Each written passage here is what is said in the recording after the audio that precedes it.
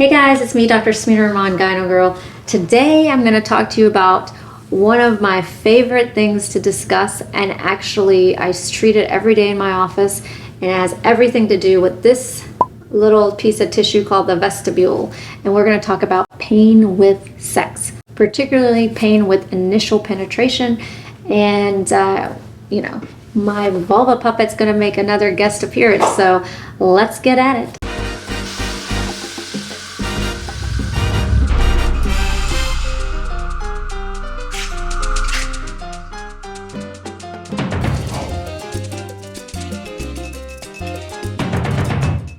Hey guys, I'm Dr. Smina Rahman, Gyno Girl. Thanks for tuning in again. For those of you who don't know me, I'm a board-certified gynecologist. I have an independent practice in downtown Chicago. I have an academic affiliation with Northwestern University Feinberg School of Medicine, and I am a menopause specialist and a sex med specialist. So that's what a lot of the stuff that you'll get here.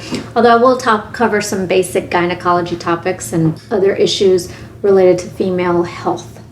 So today I'm going to tell you about one of the biggest reasons patients come to see me, and it is with regards to pain with sex, or dyspareunia is what we call it. And it is a condition where people have either pain with sex on penetration, and that is either initial penetration, we call that superficial dyspareunia, or deep penetration.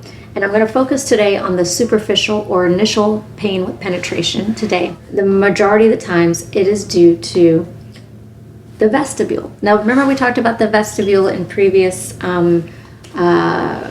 recordings where I showed you my vulva puppet, which I'll show you again. I have my vulva puppet here. If you think about a vestibule that opens into a building, or a vestibule that opens into a church, you know, it is an opening. It is the junction between the outer and the inner part of the genitals, and it is very unique. And so if you look at my vulva puppet again, outer labia majora, inner labia minora, there is a division that's called the Hart's line. If you look at this graphic, you can see it a little bit better. And this shows that division between the outer and the inner. The tissue is unique in the vestibule. So basically, if you look at my vulva puppet, it's the area between the inner labia minora and the hymeneal remnant. This is the vagina. And so here's a picture here too. And the vestibule is responsible for a large percentage of the pain that I see with sex. And what happens is this vestibule is embryologically the primitive urogenital sinus. And that is what we have left over in our belly button, also comes from the urogenital sinus. And the different tissues embryologically, endoderm, ectoderm, this is more of the endodermal tissue. Another fact about the vestibule is it's full of these receptors for estrogen and testosterone, or androgens. So remember that the receptors are what brings it into the tissue, and these hormones are important for the health of your vagina, your vulva, your vestibule. So as this vestibule is opening up into the vagina, a lot of patients will have changes in the vestibule for a variety of reasons. What we call that initial pain with penetration is usually referred to as provoked vestibulodynia. Provoked meaning I'm trying to do something, either an exam, insert a tampon, or have intercourse, and all of a sudden I have pain, either sharp shooting, burning, itching, a variety of different descriptions. We diagnose it with history and a clinical exam, and I will show you my number one thing that I cannot live without as a sex med specialist. It's a little Q-tip. And then this is the end that we use, not this end. A lot of patients are like, are you using the other end? And I'm like, no, I'm using the soft end.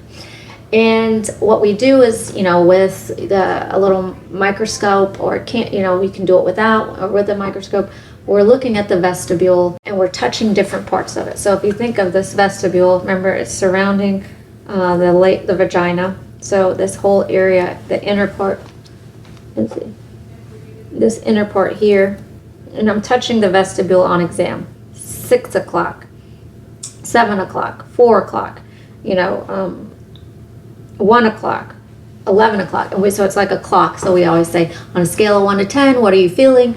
And most people, with provoked vestibulodynia will feel like this is a knife stabbing them, or something that's really uncomfortable.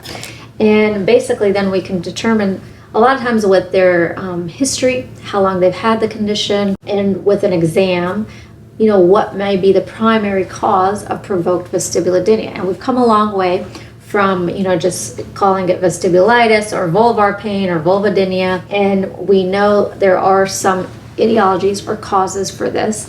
One is hormonal mediation or hormonal reasons for this vestibular pain. And I'll give you some examples.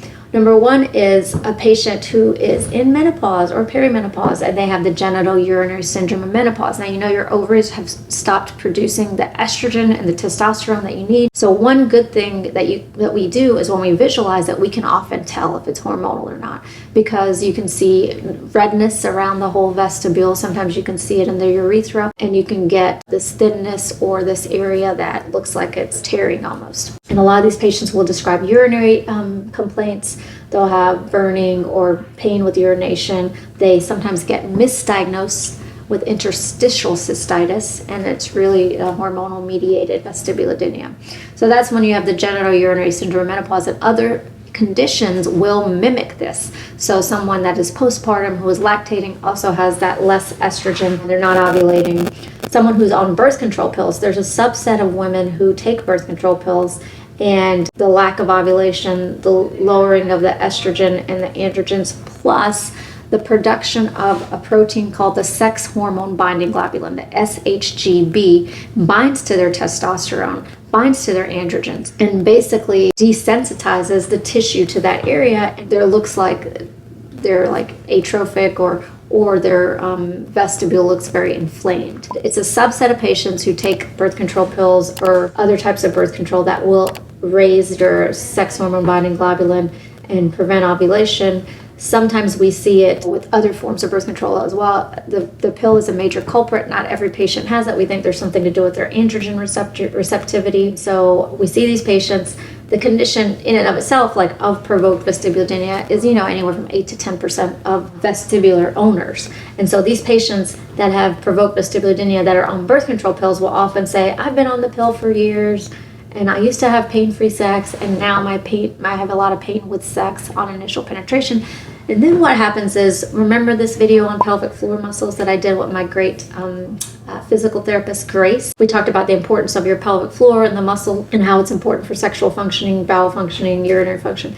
But what happens is, if you started to feel pain a lot, right, and you're clenching and you're guarding, we clench and we guard, and our pelvic floor then becomes hypertonic. So muscles will become shorter, they'll become weaker, they may build up with lactic acid, you might get trigger points in those areas, and that muscle then becomes hypertonic, which then contributes to worsening sexual pain.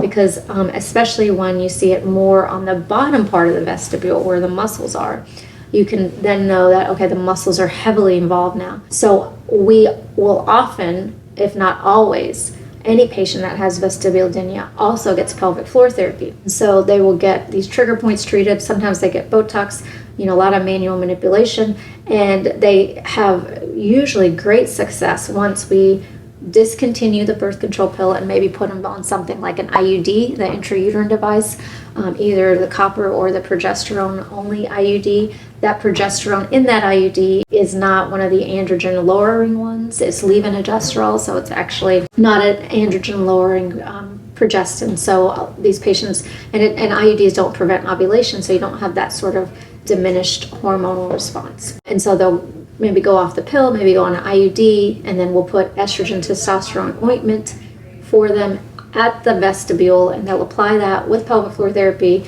Sometimes other factors are involved. We always incorporate sex therapy and other types of therapy, especially if the patient develops anxiety or has anxiety related to these conditions, causing them to have a little bit of vaginismus. So, these are the things we think about and how we treat sort of the hormonal mediated vestibulodynia. Now, the other types of vestibulodynia have to do with nerve proliferation. Those nerve endings become a little more sensitized. So you can have acquired nerve proliferation, which over time, because of different traumas and inflammation, you may have proliferation of nerve over time, or you have a congenital. So someone that's always had pain on initial penetration, has never had pain-free sex. A lot of times we think that is a congenital neuroproliferative vestibulodynia. And so these nerve endings here are very sensitized. Sometimes it causes itching, sometimes it's burning, sometimes it's just generalized discomfort. And these patients have to be treated a little bit differently. Sometimes we'll try those other things. Sometimes it's multifactorial. Like I said, pelvic floor therapy is almost always included in the treatment plan. But, a lot of times with patients with congenital vestibulodynia, remember I talked about how the urachus or the belly button basically can be a little more sensitive in those patients, or they have pain in that area, and that's all because of the embryological development of the vestibule and how it comes from a different cell type. A lot of those patients will try conservative treatment. So one of the ways we can determine this, on the vestibule, we can put an anesthetic cream. Either I use benzocaine, lidocaine, tetracaine. I put the ointment on there, and then I do the Q-tip test before and after. And if the pain is gone with the vestibular ointment, that is more indicative of those nerve endings. Sometimes if it's not, then we do a pudendal block, a pudendal nerve block. The pudendal nerve feeds into the labia, the vestibule, and such. And so sometimes if they have other symptoms, sometimes that's their only symptom of pudendal neuralgia or pudendal nerve injury. But a lot of patients will have, we can block the pudendal nerve, and then all of a sudden they don't have pain there, and then we know it's coming from there. Some of the conservative treatments usually are related to neuropathic pain medication, gabapentin, some of these that work at the level of the brain. Sometimes we use a combination ointment there. Sometimes I've been successful using capsaicin, which is the active ingredient in hot peppers, chili peppers. And so the thought is that it desensitizes the receptors here.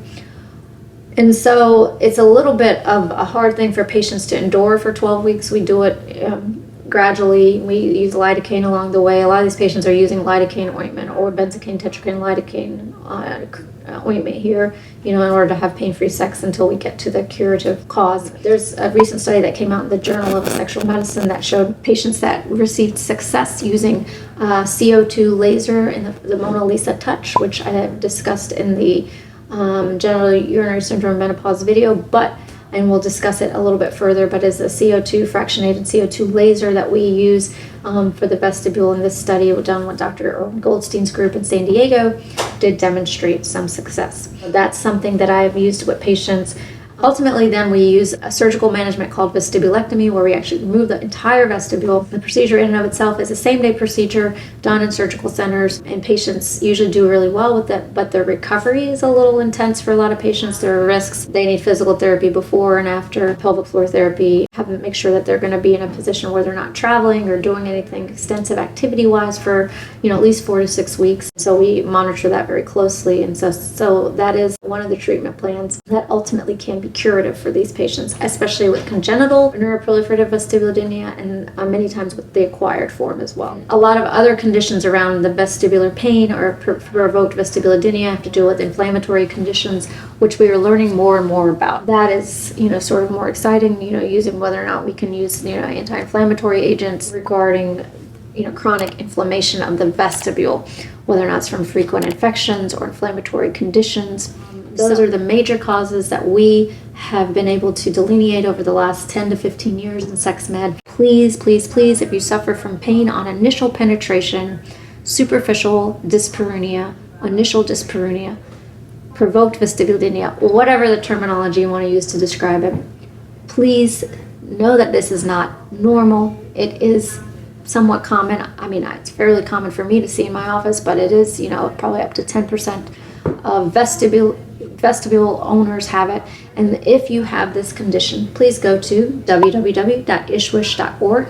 Find yourself an Ishwish clinician who is savvy in this area, who has treated it before, who is not going to just tell you to go and have a glass of wine and relax, which has been the rhetoric for so many years prior to sex med being on the forefront of research now. Please go to this website, find someone that can help you. We are available, and you don't have to suffer with this kind of pain. You don't. And please like and subscribe to my channel. So thank you so much, and more on all of this stuff later. Please let me know in the comments if you want me to discuss anything else. Thanks so much.